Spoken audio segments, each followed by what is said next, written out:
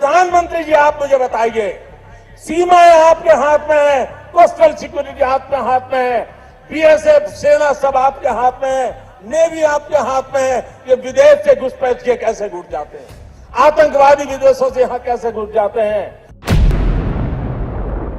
मैं 2007 तक हर व्यक्ति को हर सवाल का हर समय जवाब दिया है, और आप चाहो कि मैं आपसे दब जाऊं तो होने वाला नहीं। आप चाहो मुझे नोच लो, नहीं कर पाओगे। प्रधानमंत्री जी देश पूछना चाहता है, इस आधार कार्ड के पीछे कितने रुपए खर्च हुए, ये रुपए कहां गए? ये ऐसे नहीं होता मित्रों, मैं शासन में बैठा हूं, मुझे मालूम है इस प्रकार से रुपया इतनी तेजी से गिर नहीं सकता। अरे ये नेपाल का रुपया नहीं गिरता है, बांग्लादेश की करेंसी नहीं गिरती है, पाकिस्तान की करेंसी नहीं गिरती, श्रीलंका की करेंसी नहीं गिरती। क्या कारण है हिंदुस्तान का रुपया पतला होता जा रहा है? हेलो हाय नमस्कारम, मैं हूं एस और ये है part 2 of how BJP killed opposition. अगर आपने पार्ट 1 नहीं देखा तो उसे पहले देखो, जिससे पार्ट 2 ज्यादा समझ आएगा। पार्ट 1 का मैं एक छोटा सा ओवरव्यू देता हूं। Congress party leader, but settlement of India's tangled affairs presented many problems. सरदार मनमोहन सिंह, जिन्होंने पहली बार हमारे देश की जीडीपी को डबल डिजिट तक लेके गए। आज कांग्रेस को बीजेपी ने इस तरह से किल किया कि सिर्फ कुछ गिने चुने स्टेट्स में ही रह गए, वो भी अलायंस के साथ। कांग्रेस की पीक डोमिनेंस एरा थी 1950 से 1970 के बीच में, अंडर द पंडित नेहरू और बाद में फिर Indira Gandhi. Lincoln Center, New York City's growing development for the performing arts, is visited by Mrs. Indira Gandhi, Prime Minister of India, an occasion for साल 2014, तारीख 16 मई।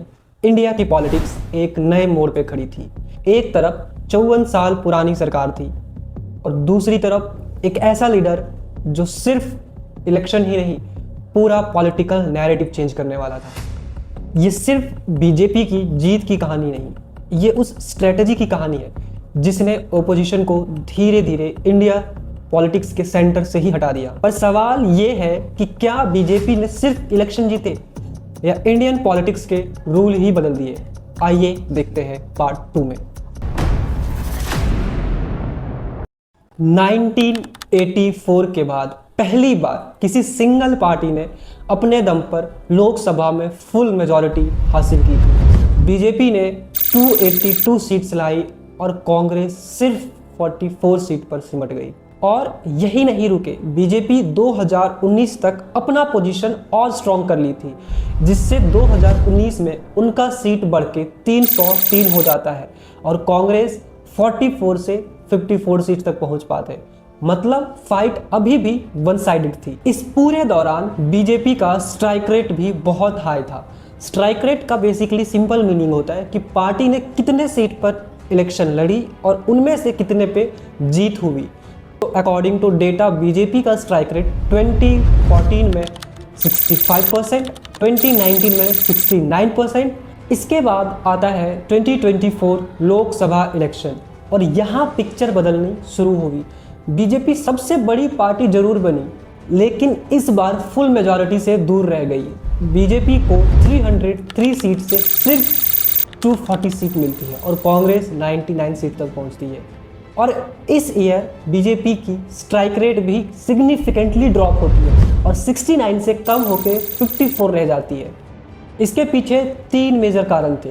पहला, भारत जोड़ो यात्रा, जिसने ऑपोजिशन के नैरेटिव को रिवाइव कर दिया।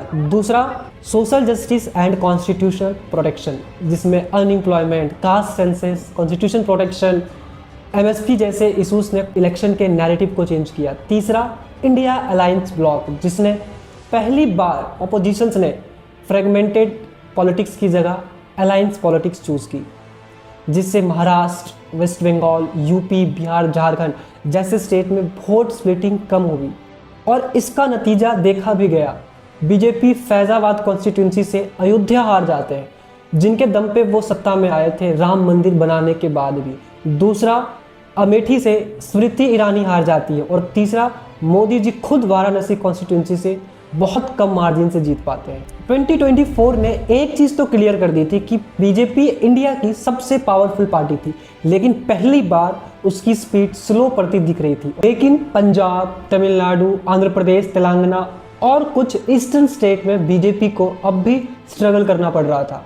यानी बीजेपी पूरे देश में इक्वल स्ट्रेंथ में नहीं थी और इसी वीकनेस को टारगेट किया अपोजिशंस ने। जुलाई 2023 इन बैंगलोर 26 अपोजिशंस पार्टी एक साथ आती है और एक अलायंस बनाती है जिनका नाम वो देते हैं India alliance block. Indian Alliance bloc formed in Bangalore July 2023 with 26 parties to defeat BJP. और इस अलायंस का सिर्फ एक गोल था, वोट स्प्लिटिंग को रोकना, क्योंकि ऑपोजिशंस को समझ आ गया था कि अलग अलग लड़कर बीजेपी को हराना बहुत मुश्किल है। इसीलिए ये एक साथ आकर और एक अलायंस बनाकर इलेक्शन लड़ रहे थे और इसका इफेक्ट 2024 इलेक्शन में दिखा भी, जहां बीजेपी यूपी, महाराष्ट्र, बिहार और झारखंड जैसे स्टेट में एक्सपेक्टेड परफॉर्मेंस रिपीट नहीं कर पाई और इनका स्ट्राइक रेट भी गिर जाता है और काफ़ी सारे सीट्स भी ये हार जाते हैं। लेकिन ये स्टोरी यही नहीं ख़त्म हुई। जितना चैलेंज बीजेपी को ऑपोजिशन यूनिटी से मिली, उतनी ही चैलेंज ऑपोजिशंस को अपने अंदर से भी आने लगी। बाहर से अलायंस बहुत स्ट्रॉन्ग दिख रहा था, लेकिन अंदर सब कुछ स्टेबल नहीं था और इसके पीछे 3 मेजर कारण था। पहला, रीसेंट हरियाणा इलेक्शन, जिसमें राहुल गांधी और कांग्रेस अकेले इलेक्शन लड़ते हैं और वो हार जाते हैं। दूसरा, कांग्रेस रिजिडिटी बिहेवियर।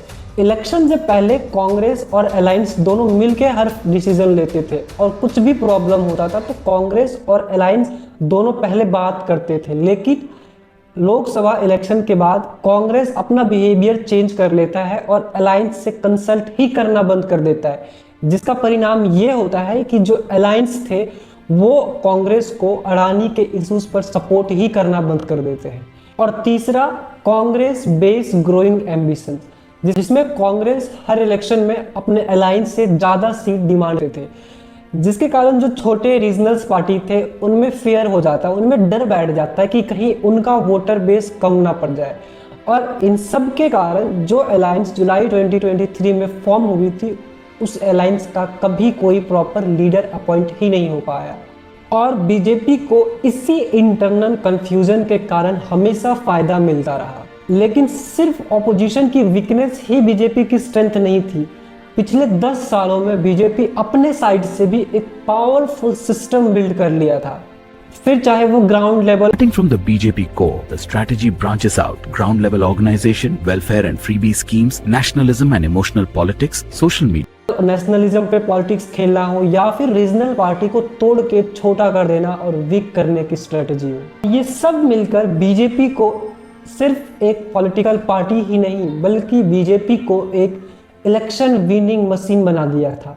और शायद इसीलिए 2024 में फुल मेजॉरिटी लूज करने के बाद भी पावर में बनी रही, जिनमें वो 5 मेजर स्टेप्स को फॉलो करते थे। तो आइए एक एक करके इनका स्ट्रेंथ को एनालाइज करने की कोशिश करते हैं। बीजेपी की सबसे बड़ी स्ट्रेंथ नरेंद्र मोदी नहीं बल्कि ग्राउंड लेवल वर्कर है। पार्टी का स्ट्रक्चर पूरा नीचे से ऊपर तक कनेक्टेड है, फिर चाहे वो बूथ लेवल वर्कर हो, डिस्ट्रिक्ट लेवल टीम हो, आईटी सेल हो, सोशल मीडिया वॉलंटियर हो, पूरा मशीन की तरह एक एक कोऑर्डिनेटेड वे में चलती है। जेपी नड्डा ये खुद क्लेम कर चुके हैं कि बीजेपी के पास 14 करोड़ मेंबर्स है। मतलब समझ रहे हो, हमारे पूरे वर्ल्ड में 193 कंट्रीज है, उनमें से सिर्फ 14 कंट्रीज ऐसे हैं जिनका पॉपुलेशन 14 करोड़ से ज़्यादा है। मतलब सिर्फ बीजेपी के वर्कर कई देशों के पॉपुलेशन से ज़्यादा है। और इतना ही नहीं, बीजेपी अपने एमपीज को बहुत कोऑर्डिनेटेड वे में यूज़ करता है। जैसे रिसेंट हरियाणा इलेक्शन में बहुत सारे यूपी के एमपीज को हरियाणा डिप्लॉय कर दिया जाता है, जिससे वहाँ के रूट लेवल कॉजेज को आइडेंटिफाई करना हो, वीक सीट पे स्ट्रेटजी बनाना हो और लोकल लेवल पे नैरेटिव को कंट्रोल करना हो। और इन सब को एनालाइज करके फिर वो पूरा स्ट्रेटजी बनाते हैं कि कहाँ पे कैसा फ्रीबीज वेलफेयर स्कीम चलाना है, कैसे उस जगह पे हमें जीतना है। और बीजेपी के अंदर कुछ ऐसे भी लीडर्स हैं जो इलेक्शन स्पेशलिस्ट के जैसे काम करते हैं, जैसे धर्मेंद्र प्रधान, भूपेंद्र यादव, अश्विनी वैष्णव या हेमंता विश्व शर्मा। ये सारे लोग सिर्फ मिनिस्टर ही नहीं बल्कि एक इलेक्शन स्पेशलिस्ट के जैसे वर्क करते हैं, और इन सब का ये काम होता है कि किस स्टेट में क्या वीकनेस है, कौन सा कास्ट इक्वेशन वीक पड़ रही है, कौन सा नैरेटिव फेल हो रहा है, इन सब को कैसे रिवर्स करना है, ये सब मैनेज करते हैं इलेक्शन स्पेशलिस्ट। और जैसे ही ये सारे इश्यूज पता चल जाते हैं, उसके बाद बीजेपी लॉन्च करता है अपना दूसरा मॉडल, जो होता है फ्रीबीज और वेलफेयर स्कीम। अब टेक्निकली देखा जाए तो सारे पार्टीज फ्रीबीज देती है, लेकिन बीजेपी का मॉडल थोड़ा सा डिफरेंट होता है। समझो कैसे। रिसेंट बंगाल इलेक्शन में ममता बनर्जी ने और टीएमसी वालों ने 1500 हर वुमेन को देने का प्रॉमिस किया। बीजेपी ने उसको बढ़ा के 3000 कर दिया। उसके साथ सारे बंगाल अनएम्प्लॉयड यूथ को 3000 पर मंथ देने की बात की।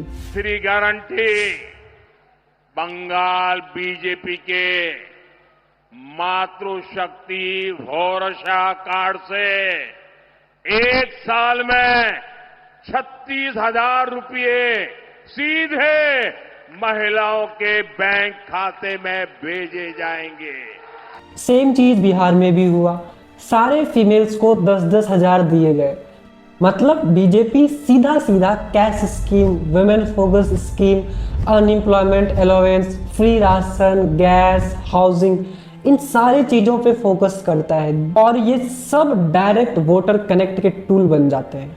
और बीजेपी की सबसे बड़ी स्ट्रेंथ ये है कि वेलफेयर को सिर्फ एक स्कीम के जैसे नहीं बल्कि इमोशनल ग्रेटिट्यूड में कन्वर्ट करने की कोशिश करती है। और यहीं से इनका तीसरा मॉडल ओपन होता है, नेशनलिज्म एंड इमोशनल पॉलिटिक्स। और ये शायद बीजेपी का सबसे इफेक्टिव वेपन रहा है, फिर चाहे वो पुलवामा अटैक हो, सर्जिकल स्ट्राइक हो, वुमेन रिजर्वेशन हो, 3 तलाक हो, ऑपरेशन सिंदूर हो। सिर्फ इश्यूज नहीं रह जाते, ये इमोशनल ट्रिगर बन जाते हैं। मेरे फर्स्ट टाइम वोटरों को, क्या आपका पहला वोट पाकिस्तान के बालाकोट में एयर स्ट्राइक करने वाले वीर जवानों के नाम समर्पित हो सकता है क्या? मैं मेरे फर्स्ट टाइम वोटर से कहना चाहता हूं कि आपका पहला वोट पुलवामा में जो वीर शहीद हुए, उन वीर शहीदों के नाम आपका वोट समर्पित हो सकता है क्या? और इमोशनल वोटिंग लॉजिकल डिबेट से कहीं ज्यादा पावरफुल होती है। उसके बाद आता है अलायंस पॉलिटिक्स। ये बहुत इंपॉर्टेंट है। जिस भी स्टेट में या यूनियन टेरिटरीज में बीजेपी का रूलिंग नहीं होता या उनका डोमिनेंस कम होता है, वहां बीजेपी सिर्फ 2 गेम खेलती है, या तो अलायंस बनाती है या तो डिस्ट्रॉय करती है। पहले डिस्ट्रॉय समझाता, फिर अलायंस। देखो, जो पार्टी बीजेपी के साथ अलायंस नहीं करती उस पार्टी पे सीधा ईडी, सीबीआई या इनकम टैक्स का रेड पड़ता है। उसके बाद उस पार्टी के टॉप लीडर के पास सिर्फ 2 ऑप्शंस होते हैं, या तो जेल या ज्वाइन बीजेपी। और जाहिर सी बात है, ज्यादातर टॉप लीडर्स जो होते हैं वो बीजेपी ज्वाइन करते हैं। फिर चाहे वो राघव चड्ढा हो जो आप से बीजेपी गए, शुवेंदु अधिकारी हो जो टीएमसी से बीजेपी जाते हैं, या हेमंता विश्व शर्मा हो जो कांग्रेस से बीजेपी जाते हैं, या फिर अशोक मित्तल हो। ये सारे जो लीडर्स हैं वो रेड के कारण ही बीजेपी ज्वाइन करते हैं। इसके बाद आता है अलायंस। तो जो पार्टी बीजेपी के साथ अलायंस करती है, बीजेपी उसे भी किल करती है, लेकिन स्लोली और साइलेंटली। पहले उस पार्टी के थ्रू बीजेपी उस स्टेट में, उस जगह पे अपना डोमिनेंस बनाती है, और जैसे ही डोमिनेट करने लगती है या बीजेपी की सीट अलायंस के बराबर आने लगती है, वैसे ही बीजेपी अपना नेक्स्ट मूव स्टार्ट करती है और वहां अपने पार्टी के मेंबर को हेड फेस बना देती है। फिर चाहे वो आप महाराष्ट्र का एग्जांपल ले लो या बिहार का। महाराष्ट्र में पहले शिवसेना के साथ अलायंस करती है, और जैसे वहां पे बीजेपी का सीट बढ़ता है, वैसे ही एकनाथ शिंदे को सीएम से हटा के अपने पार्टी के मेंबर को सीएम बना देती है। सेम चीज बिहार में जेडीयू के साथ होता है। पहले जेडीयू के साथ अलायंस करती है, और जैसे ही बीजेपी वहां थोड़ा सा डोमिनेंस करती है, नीतीश कुमार को सीएम से हटा के अपने पार्टी मेंबर को सीएम बना देती है। और ये सेम चीज कांग्रेस भी करना चाहती थी अलायंस के साथ, पर वो वहां अनसक्सेसफुल रहे। और बाकी का बचा हुआ काम गोदी मीडिया और बीजेपी आईटी सेल करती है। जैसे अभी आपको पता ही होगा, कोड ऑफ एथिक्स जो सिर्फ पहले मीडिया पे अप्लाई होती थी, अब वो चीज पॉडकास्टर्स, इंडिपेंडेंट जर्नलिस्ट, क्रिएटर्स और ऑर्डिनरी यूजर्स पर भी अप्लाई कर दिए। मतलब कोई भी एक सिंपल आदमी भी बीजेपी की मिस्टेक्स को कॉल आउट करता है तो या आईडी ब्लॉक कर दिया जाता है, सस्पेंड कर दिया जाता है, वीडियो टेक डाउन कर दिया जाता है। In fact leader of opposition Rahul Gandhi का भी वीडियो टेक डाउन कर दिया गया। बाकी गोदी मीडिया तो लगी पड़ी ही है बीजेपी को ग्लोरीफाई करने के लिए, और इन सबसे जो चीज थोड़ा मोड़ा बच जाता है वो पूरा करते हैं हमारे ECI, election chief commission of India, Gyanesh Kumar. BJP के साथ कंधे से कंधे मिला के तो चल ही रहे हैं।